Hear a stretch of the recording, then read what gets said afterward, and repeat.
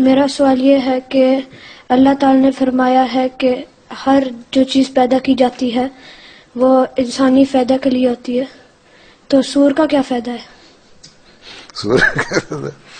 سور بھی جنگلوں میں جو ہوتے ہیں وہ بہت سارے گند بلا بھی کھا لیتے ہیں، اس کا بھی کوئی فائدہ ہوتا ہوگا نا.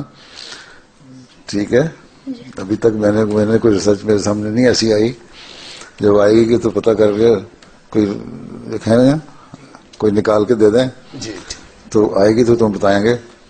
لیکن بہرحال کوئی نہ کوئی فائدہ اس کا ہوگا جو پیدا کیا اللہ تعالیٰ نے. جی ٹھیک ہے. جی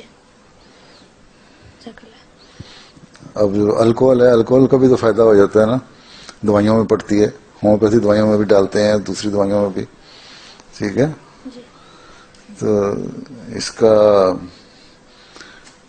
کوئی نہ کوئی چیز شاید استعمال ہوتی ہو اس کی بھی ایسی، اس کا فائدہ ہوتا ہو.